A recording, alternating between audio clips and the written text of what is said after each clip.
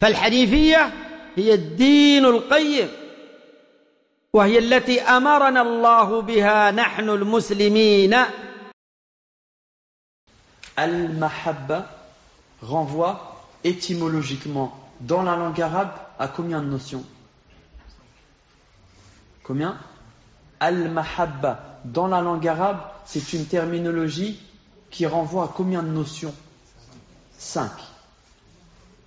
Ahaduha, la première, Al-Mahabba renvoie à la notion de As-Safa wal-Bayad, la blancheur éclatante et la pureté. Al-Mahabba, ici il faut bien comprendre, on donne les 5 sens de Al-Mahabba dans la langue arabe, sens qu'on va retrouver dans Al-Istilah Shar'i, dans les sens religieux. À chaque fois, on a le sens dans la langue arabe et on a le sens dans la religion. On a la définition d'un mot en langue arabe et on retrouve aussi sa définition religieuse. Pour comprendre la subtilité, les nuances des définitions religieuses, il faut obligatoirement comprendre les sens et les nuances dans ces sens dans la langue arabe. Donc, al-mahabba, dans la langue arabe, renvoie à combien de notions? 5. La première, as-safa wal-bayad. Al-mahabba, safa'un wa bayad. Ça renvoie à la pureté, à la blancheur. Les Arabes, ils disent, pour décrire des dents extrêmement blanches, ils disent hababul asnan. Hababul asnan. Le terme hababul asnan, on retrouve la notion de hub, qui renvoie à la notion de mahabba. Hababul asnan, ça renvoie donc à as-safa, la blancheur, al-bayad. Donc un des sens de l'mahabba, un des sens de l'hub, ça renvoie à la blancheur éclatante. Le deuxième sens de l'mahabba, al-ulu wa al-dhuhur, l'élévation. Al-ulu wa al-dhuhur, c'est le deuxième sens de al-mahabba dans la langue arabe. Al-ulu wa al-dhuhur, l'élévation. Wa minhu habab al-ma'u, les Arabes disent habab al-ma'. Que signifie habab al-ma'? Lorsqu'il pleut, l'eau prend le dessus sur la terre, on retrouve une couche d'eau sur la terre.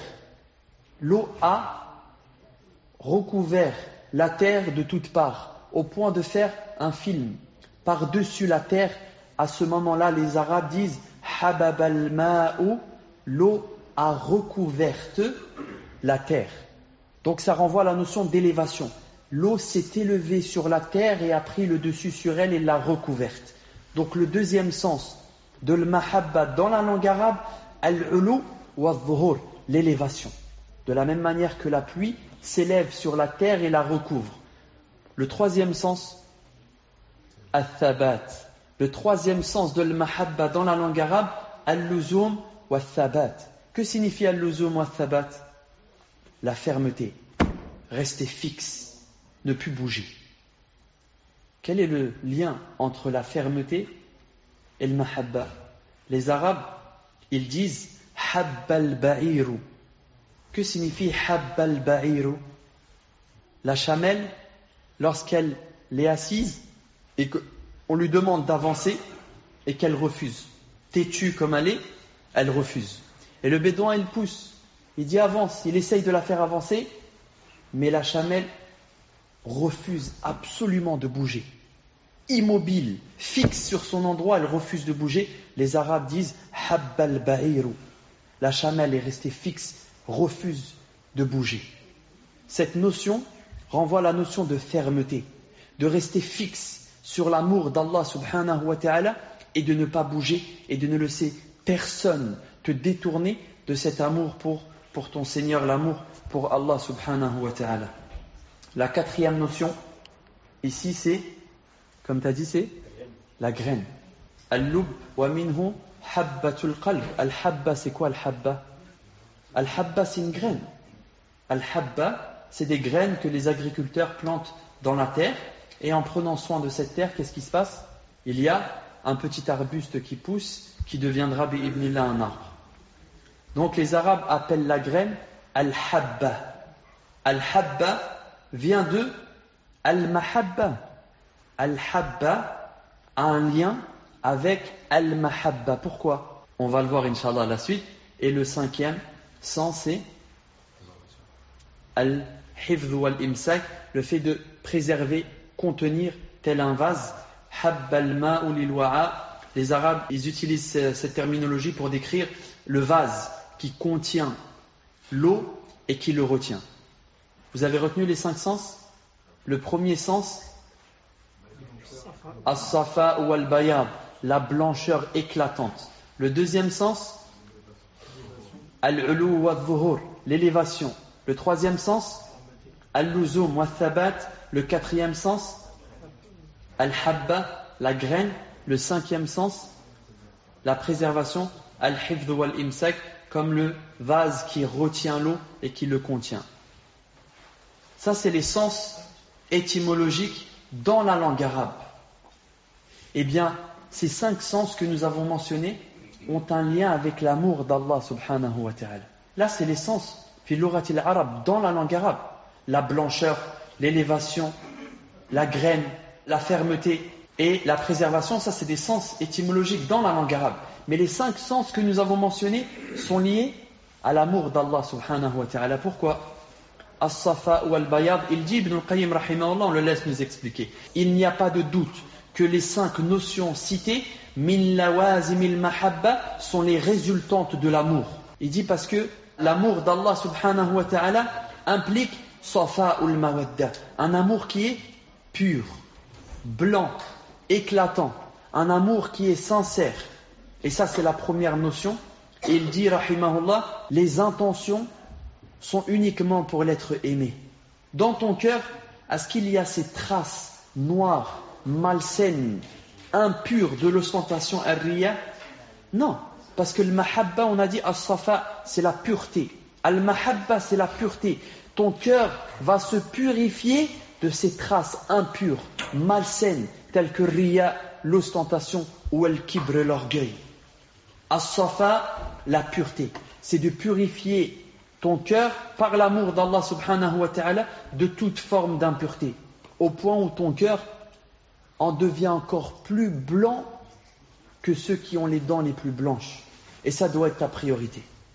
Ça doit être ta priorité. Certains ont fait de la blancheur de leurs dents une priorité, ou alors de la blancheur de leur qamis une priorité, au point où il suffit qu'il y ait une petite tache sans qu'il se brosse les dents 5-6 fois par jour, ou alors une petite tache sur son vêtement blanc sans que immédiatement il le passe à la machine à laver. Soucieux d'avoir des dents blanches, soucieux d'avoir un qamis blanc, soucieux d'avoir une chichia bien blanche. C'est son souci, il est très minutieux sur ça. Par contre, regarde l'état de son cœur. Est-il aussi soucieux d'avoir un cœur pur, purifié de toutes les maladies, comme ar-riya, l'ostentation. L'ostentation est une impureté. L'ostentation, c'est sale. L'ostentation vient salir ton cœur, alors qu'on a dit qu'il doit être blanc, éclatant pour ton Seigneur, pour Allah subhanahu wa ta'ala, si tu veux faire partie de al-muhibboun, as-sadiqoun, ceux qui aiment vraiment Allah subhanahu wa ta'ala et qui sont sincères dans la prétention de l'aimer. Beaucoup disent qu'ils aiment Allah. Tout le monde dit qu'il aime Allah. Vous connaissez des gens qui disent « moi j'aime pas Allah » Les musulmans ils disent « nous on aime Allah ». Mais est-ce qu'ils sont tous sincères dans leur prétention de dire qu'ils aiment Allah? Ils sont tous sincères? Le cœur est blanc dans tous les cœurs. On aurait aimé. Mais malheureusement c'est loin d'être le cas. Car les cœurs ont été salis, souillés. Les cœurs ont été souillés par ces impuretés qui sont venues salir la blancheur de ton cœur que tu dois absolument trouver ou alors retrouver. Donc le premier point, c'est retrouver la pureté du cœur par l'amour d'Allah subhanahu wa ta'ala. Puis il dit, il vient au deuxième sens. On a dit le deuxième sens c'est quoi? La pluie. L'eau, qu'est-ce qu'elle fait quand il pleut et qu'il pleut énormément? Qu'est-ce qui se passe? L'eau elle prend le dessus sur la terre. On voit tous cet événement. Lorsqu'il pleut et qu'il commence à pleuvoir énormément, l'eau recouvre la terre.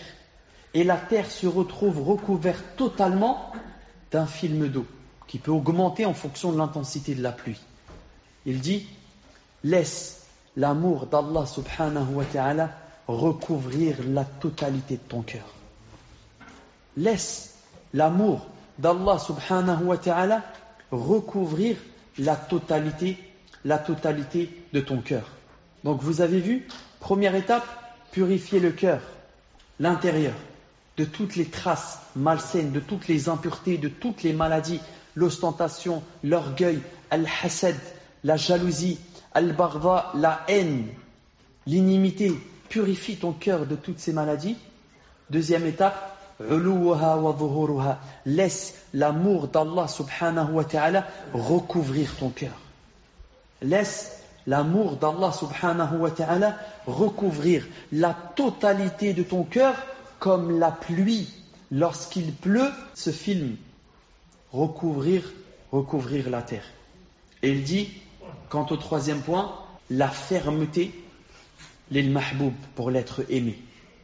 Tu es ferme dans ton cheminement qui te mène à al-mahboub, l'être aimé, Allah subhanahu wa ta'ala. Comme la chamelle, têtue, refuse d'avancer lorsque son maître, le bédouin, lui demande d'avancer, d'aller à droite ou à gauche, elle refuse totalement. Et tu dois avoir encore plus de fermeté que elle.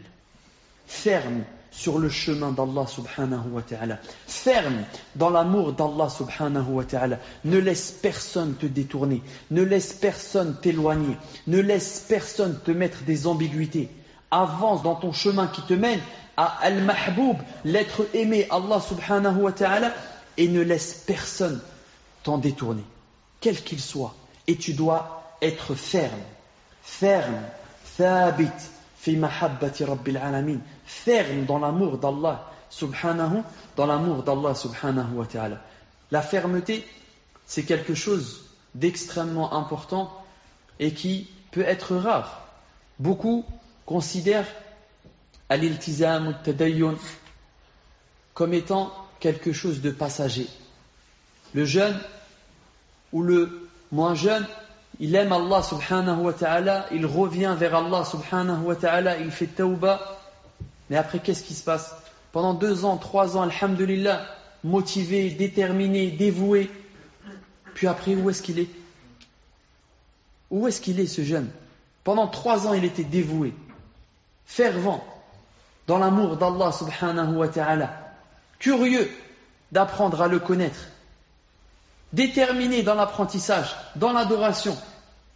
Au bout de 2, 3, 4 ans, 5 ans, il est encore là? Peut-être pas. Et qu'il se peut que sa foi affaiblit et il s'est laissé détourner par les pièges qu'on a dit qu'il peut y avoir sur ce chemin. Il s'est laissé détourner par des pièges. Et les pièges sont extrêmement nombreux. Il y a des pièges où on sait que c'est des pièges. Il y a des pièges qui prennent l'apparence de an-nasiha, de celui qui va te faire avancer, de celui qui va te faire évoluer dans ce chemin. Il y a les pièges, on sait tous que c'est des pièges. La dunya, on sait que la dunya c'est un piège. Vous le savez pas? Vous savez que la dunya c'est un piège? Vous le savez ou vous le savez pas? Vous le savez? Vous en êtes sûr? Alhamdulillah, ça c'est des pièges. On sait tous que la dunya c'est un piège. Le travail peut devenir un piège. Les femmes sont un piège pour un très grand nombre de personnes. Les voitures, certains c'est l'argent, d'autres le pouvoir, d'autres la célébrité. Il y a énormément de pièges, de trous, où Shaitan espère te faire tomber dedans. Mais tu dois faire extrêmement attention dans ce cheminement qui te mène à Allah subhanahu wa ta'ala.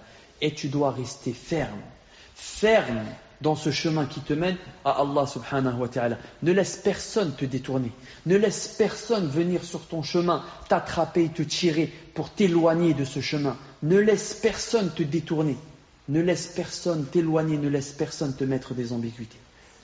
Parce que si tu le laisses et que tu t'es égaré, détourné de ce chemin, qu'est-ce qui se passe? C'est toi le perdant. C'est toi qui auras alors qui aura perdu, c'est toi alors le perdant. Donc, la troisième notion de al-mahabba, c'est de rester ferme dans l'amour d'Allah subhanahu wa ta'ala, ferme sur ce chemin et de ne laisser personne se détourner. Si les gens leur foi affaiblie, tu ne dois pas les suivre dans la faiblesse de la foi. Si les gens se détournent, tu ne dois pas les suivre. Si les gens abandonnent, tu ne dois pas abandonner sous prétexte qu'ils ont abandonné. Si les gens lâchent, toi tu ne dois pas lâcher. Si les gens se détournent, toi tu ne dois pas te détourner. Même s'il faut rester seul, même s'il faut finir seul. N'abandonne jamais. N'abandonne jamais. Avance dans ce chemin qui mène à Allah subhanahu wa ta'ala.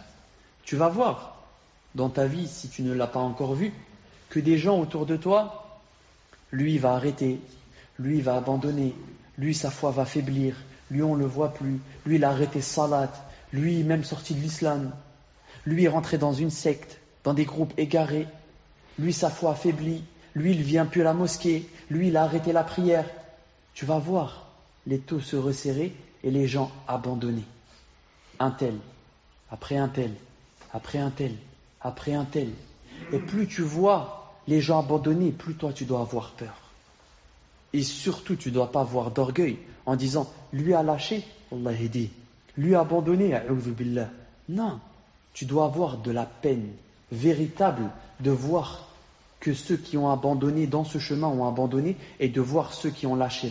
Tu dois avoir de la peine et surtout tu ne dois pas te sentir à l'abri. T'es à l'abri? T'es à l'abri toi? T'es à l'abri? T'es à l'abri? Tu penses vraiment que t'es à l'abri? Plus pieux que toi ont abandonné. Plus savants que toi ont lâché. Et dans leur abandon, certains sont allés très loin. Il y en a qui sont sortis de l'islam. Ne te sens pas à l'abri. Wallahi, tu n'es pas à l'abri de te détourner, d'abandonner, d'avoir des ambiguïtés et de t'égarer. Personne n'est à l'abri. Personne, absolument personne n'est à l'abri. Et si tu vois des gens autour de toi, dans ton entourage, abandonnés, arrêtés, lâchés, tu dois avoir de la pitié pour eux, parce que tu sais que s'ils continuent dans ça et qu'ils ne reviennent pas, ils ont perdu, et la perte est très grande. On parle de paradis et d'enfer. Mais en même temps, tu dois avoir peur. Peur de finir comme eux, ils ont fini. Peur de se détourner comme eux, on finit par se détourner. Et ça, c'est dans la main d'Allah subhanahu wa ta'ala, et ce n'est pas entre tes mains à toi. Raison pour laquelle le prophète sallallahu alayhi wa sallam répétait énormément de fois Ya muqallib al-qulub, thabbit qalbi ala dinik. Wa huwa Rasulullah sallallahu alayhi wa sallam. Le prophète sallallahu alayhi wa sallam répétait énormément la dua suivante Ya muqallib al-qulub, ô toi qui tournes les cœurs comme bon te semble, thabbit qalbi ala dinik, raffermis mon cœur sur ta religion. Thabbit al-thabat. Ici on a le troisième sens qui est voulu, de rester ferme. Raffermis mon cœur sur ta religion. Raffermis mon cœur sur ta religion. Qui répétait cette dua? Qui répétait cette dua? Rasulullah sallallahu alayhi wa sallam. Wa huwa Rasulullah sallallahu alayhi wa sallam. Il est le meilleur des hommes que l'humanité n'a jamais vu. Il est le meilleur des hommes. Il est le meilleur de la création. Il est le sceau de la prophétie. Il est meilleur que Ibrahim alayhi salam, meilleur que Isa, meilleur que Moussa, meilleur que Nuh. Il est le meilleur des prophètes, le meilleur des messagers, le meilleur de toute l'humanité. Et malgré ça, il a peur. Il a peur. Et il dit Ya muqallib al-qulub, thabbit qalbi ala dinik. Wa huwa Rasulullah sallallahu alayhi wa sallam. La dernière fois que tu as dit cette dua, elle date de quand? La dernière fois que tu as dit Ya muqallib al-qulub, thabbit qalbi ala dinik. La dernière fois que tu as répété cette dua, c'est quand? Il y a longtemps? Attention. C'est que peut-être inconsciemment tu te sens à l'abri. Parce que si véritablement tu as peur, tu vas la dire. Tu vas la dire et la répéter. Dans tes invocations, en sujoud, entre l'adhan et l'iqama, dans des moments spécifiques, parce que tu as peur de t'égarer, tu as peur de te détourner, et c'est la dua du prophète sallallahu alayhi wa sallam Ya muqallib al-qulub, ô toi qui tournes les cœurs comme bon te semble, thabbit qalbi ala dinik, raffermis mon cœur sur ta religion. Et la quatrième notion, Ibn al-Qayyim rahimahullah, il dit, et cette fermeté, on a dit il faut rester ferme dans l'amour d'Allah subhanahu wa ta'ala. Ferme au point où rien, absolument rien ne peut te détourner de l'amour d'Allah subhanahu wa ta'ala. Comment? Pourquoi? Il en est arrivé à ce degré d'être indétournable parce que le muhib, celui qui aime Allah subhanahu wa ta'ala, a donné à al-mahboub, l'être aimé, lubbahu, sa graine. C'est quoi le habba ici? Il lui a donné son cœur. Al-muhib, il va rester ferme car il a donné à al-mahboub, l'être aimé, lubba, al-habba. Il a donné quoi? Sa graine, c'est-à-dire son cœur. Son cœur, il l'a rempli de l'amour d'Allah, purifié de toutes ces impuretés que nous avons mentionnées, de toutes ces maladies. Cet amour était tellement intense dans son cœur que cet amour a recouvert son cœur comme la pluie recouvre la terre. Et dans cela, il reste ferme, indétournable, parce que Al-Muhib, celui qui aime, a donné à l'être aimé lubbahu, sa graine, c'est-à-dire son cœur. Il lui a donné. Donne ton cœur à Allah subhanahu wa ta'ala. Donne ton cœur à Allah subhanahu wa ta'ala. Aime-le sincèrement, d'un amour pur, sincère, exclusif. Donne-toi à lui, corps et âme rassemblés à ton Seigneur Allah subhanahu wa ta'ala. Et tu verras que ce sacrifice, et c'est un très grand sacrifice, sera pour toi source de bonheur et source de sérénité. Il dit, rahimahullah, Ibn al-Qayyim, lorsque le muhib, celui qui aime, a donné à al-mahboub, l'être aimé, lubbahu, sa graine, son cœur qu'il lui a donné, il a donné à Allah subhanahu wa ta'ala son cœur, il dit, il y aura à leur donner ashrafu ma indahu, ce qu'il y a de plus noble auprès de lui. Ce qu'il y a de plus noble, ce n'est pas de faire une sadaqa, maliya, d'argent. Non. Ce qu'il y a de plus noble, ce n'est pas de donner des chameaux en sadaqa. Bon, aujourd'hui, il n'y a plus beaucoup de gens qui ont des chameaux, mais c'est la métaphore. Il y en a encore qui en possèdent. La plus belle sadaqa, ce qui est le plus noble, c'est d'offrir, de donner à Allah subhanahu wa ta'ala ce que tu as de plus noble, c'est-à-dire ton cœur. Il dit wa ashrafu ma indahu huwa qalbuhu. La plus belle sadaqa, la plus belle chose que tu peux donner, c'est de donner ton cœur à Allah subhanahu wa ta'ala. Il dit, et ça c'est la plus belle chose que tu peux lui donner. Alors à ce moment-là, ici on a la cinquième notion, le vase qui contient cet amour, cette dévotion, cette ferveur pour Allah subhanahu wa ta'ala. Elle permettra de contenir toutes tes intentions uniquement pour l'être aimé, Allah subhanahu wa ta'ala. Les 5 notions, elles sont importantes. On doit les connaître, on doit les mémoriser pour pouvoir les appliquer et pour pouvoir en cerner tous les sens profonds et toutes les subtilités. Donc on a dit, al-mahabba renvoie dans la langue arabe à combien de notions? 5. La première, as-safa ou al-bayad, la blancheur éclatante et la pureté. La deuxième, al-ulu wa al-zuhur, l'élévation. La troisième, al-luzum wa al-thabat, la fermeté. La quatrième notion, al-habba, la graine, le noyau. La cinquième notion, al-imsak, c'est-à-dire la préservation à travers le vase. Mahabbatullah, l'amour d'Allah subhanahu wa ta'ala, c'est ce qui te permettra, as-safa ou al-bayad, de purifier ton cœur de toutes ces maladies. L'amour d'Allah, c'est ce qui te permettra de t'élever vers lui. L'amour d'Allah subhanahu wa ta'ala, c'est ce qui te permettra de rester ferme sur cet amour envers lui. L'amour d'Allah subhanahu wa ta'ala, c'est cette graine que tu dois planter dans ton cœur. Et ô combien les fruits de cet arbre, de cet futur arbre seront bons. Cinquièmement, l'amour d'Allah subhanahu wa ta'ala, c'est ce qui te permettra de contenir toutes tes intentions de manière à ce qu'elles soient uniquement pour l'être aimé. Al-mahboub bihaq, Allah subhanahu Allah subhanahu wa ta'ala. Et Ibn al-Qayyim, rahimahullah, il continue dans son développement. Vous avez bien retenu les 5? La première, as-safa ou al-bayad, la pureté éclatante, la blancheur. La deuxième, l'élévation, al-ulu wa al-zuhur. La troisième, al-thabat, la fermeté. La quatrième, al-lub, al-habba, c'est-à-dire la graine. La cinquième, al-hifdhu wal-imsak. Et ces 5 notions, on les retrouve dans le livre Madarij al-Salikin de l'imam Ibn al-Qayyim rahimahullah, chapitre Manzilatul Mahabba. Et il continue Ibn al-Qayyim rahimahullah dans son développement. Et il dit, il donne les 5 sens, Ibn al-Qayyim rahimahullah, il continue de rentrer dans les profondeurs. Il remarque que al-Mahabba, on retrouve 2 lettres asliya, qui sont le ha et al-ba. Dans le Mahabba, on retrouve ces 2 lettres asliya qui sont al-ha ou al-ba. Inutilement comme ça? Sans raison? C'est vraiment mal connaître la langue arabe. Il dit Ibn al-Qayyim rahimahullah, al-mahabba, al-ha ou al-ba. C'est les 2 lettres asliya. Al-ha ou al-ba.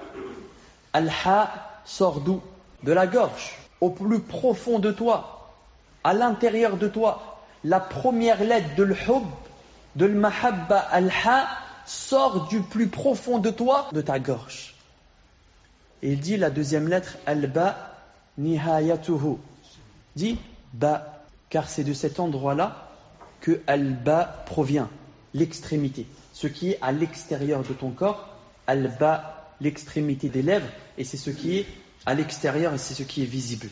Et Ibn al-Qayyim rahimahullah, il dit, l'amour commence par l'intérieur. Ça vient de ce qui est le plus profond de toi, de ton être. Et c'est un amour qui sort vers l'extrémité de tes lèvres, s'exprimer pour l'être aimé, Allah subhanahu wa ta'ala. Et il continue, rahimahullah, et il dit, al-hub et al-hib. Al-hub, c'est l'amour. Al-hib, c'est quoi? C'est celui qui aime. Al-hib, c'est celui qui est aimé. Al-hib, c'est celui qui est aimé. Donc al-hub, c'est l'amour. Et al-hib, c'est al-mahboub, celui qui reçoit l'amour. D'accord? Ibn al-Qayyim, rahimahullah, il médite sur al-hub, al-hib, ses différences et ses subtilités, il en arrive à la conclusion suivante. Il dit, ils ont donné al-hub une dhamma, puisqu'on dit al-hub, il y a une dhamma qui est l'accent le plus fort. Dans la langue arabe, on a combien de harakas? On a la dhamma, la fatha et la kasra. La dhamma, la fatha et la kasra. La dhamma, c'est la haraka la plus forte. Aqwa al-harakat, c'est la dhamma. Médiane, c'est la fatha. Et la kasra, c'est la haraka la plus légère. Et c'est la raison pour laquelle on la met en bas. C'est la raison pour laquelle la kasra est placée en bas. Parce que c'est la haraka la plus légère. Ibn al-Qayyim dit, les Arabes ont donné al-hub, à l'amour, harakat al-dhamm, la dhamma, qui est l'accent la plus forte pour montrer l'intensité de l'amour véritable du serviteur pour son Seigneur Allah subhanahu wa ta'ala. Vous avez compris? La dhamma, c'est l'accent la plus forte pour montrer que l'amour, c'est l'action la plus forte. Pour qui? Pour Allah subhanahu wa ta'ala. Puis il dit, les Arabes, l'être aimé, celui qu'on aime, celui qui reçoit l'amour, est appelé al-hib. Al-hib, c'est al-mahboub, celui qui reçoit l'amour, celui qui est aimé. Et comment on appelle celui qui aime? Al-muhib. Dans une relation, il y a al-muhib. Al-muhib, lui, il aime. Il y a al-hib. Al-hib, c'est qui? C'est celui qui est aimé. C'est celui qui est aimé, c'est celui qui reçoit cet amour. Et le lien entre le muhib et le hib, ce qui les lie, c'est al-hub, l'amour. Ce qui lie al-muhib pour son mahboub, pour son hib, c'est al-mahabba, l'amour. Et il dit, l'être aimé, celui qui est aimé, On lui a mis quel haraka celui-là? La kasra, pourquoi? Pour montrer la légèreté. La légèreté de quoi? De toute chose pour lui. La légèreté de toute chose pour lui. Al-Muhib, celui qui aime Allah, tellement le mahabba est forte et intense dans son cœur, pour Al-Hib, pour l'être aimé, tout devient léger. Khafif, tout devient léger pour lui. L'amour rend léger les choses les plus difficiles. Vous n'êtes pas au courant? Vous n'avez jamais été amoureux? L'amour rend léger les choses les plus difficiles, les voyages les plus longs. On l'a tous vu, on l'a tous constaté. L'amour rend facile, légère les choses les plus difficiles. On l'a tous vu, on l'a tous constaté. Un même voyage qui est fait sans amour et qui est fait par un amoureux, il sera pareil? Le même voyage, d'une ville à une ville? Wallah, absolument pas. Celui qui le fait comme ça, son voyage Paris-Marseille par exemple sera long, difficile, fatigant, éprouvant et coûteux avec le prix de l'essence aujourd'hui. Coûteux son voyage. Par contre, l'amoureux, son voyage, comment il va rentrer? Il va rentrer dans quel état? On est d'accord? Son voyage a été rendu facile? Son voyage a été rendu léger? Les heures et les heures de route ont déjà été oubliées. Le prix de l'essence, oublié. Les difficultés du voyage, oubliées. Facile. Et son voyage a été pour lui facile et les difficultés ont été rendues légères. La différence, elle s'est faite sur quoi? L'amour de l'amoureux.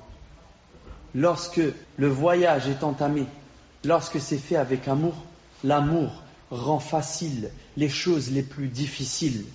L'amour rend légère les choses les plus longues, les choses les plus difficiles à supporter.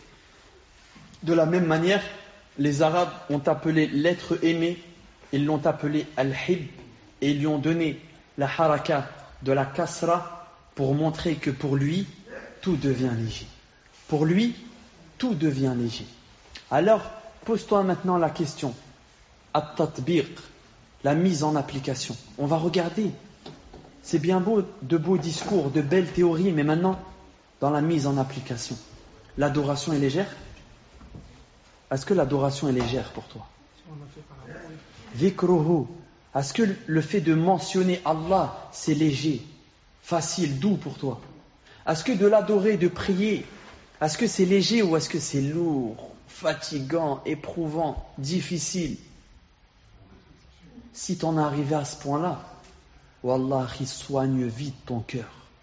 C'est qu'il y a de très grandes maladies qui s'y sont installées. Si tu trouves que les ibadat, les adorations deviennent lourdes, difficiles, c'est qu'il y a un problème dans l'amour. L'amour pour Allah a diminué, puisqu'on a dit que l'amour rend légères les choses les plus difficiles. Remplis ton cœur de l'amour d'Allah. Remplis ton cœur de l'amour d'Allah, et Wallahi, tu verras que les adorations deviendront alors faciles, légères. La salat deviendra facile et légère. Le dhikr deviendra facile et léger. La lecture du Coran deviendra facile et légère. La sadaqa deviendra facile et légère. Et on sait tous à quel point ces quelques pièces sont lourdes dans la main de certains. Mais quand tu aimes Allah, eh ben tu comptes plus. Tu donnes et c'est léger. Tu donnes pour lui et c'est léger, facile. Par amour envers qui? Par amour envers Allah subhanahu wa ta'ala. Et l'amour d'Allah va rendre facile toutes tes adorations, rendre légère toutes les difficultés. Et si tu te rends facile l'adoration, alors qu'est-ce qui va se passer? Qu'est-ce qui va se passer? Tu te rapprocheras encore plus d'Allah subhanahu wa ta'ala, et c'est une des plus grandes causes pour rester ferme. Parce que les difficultés, les épreuves, c'est ce qui pousse un très grand nombre de personnes à abandonner. à lâcher, à se détourner, parce qu'ils se sont rendus les choses difficiles, éprouvantes, dures. Les adorations sont devenues pour eux extrêmement difficiles et éprouvantes. En réalité, si tu remplis ton cœur de l'amour d'Allah subhanahu wa ta'ala, tout pour lui deviendra léger, tout pour lui deviendra facile. L'amour d'Allah subhanahu wa ta'ala, c'est donc le but, l'objectif de ta vie, c'est la raison pour laquelle tu as été créé. Allah subhanahu wa ta'ala t'a créé pour être adoré, pour être aimé véritablement, et il est le seul, Jalla fi'ula, qui mérite d'être aimé véritablement pour ce qu'il est.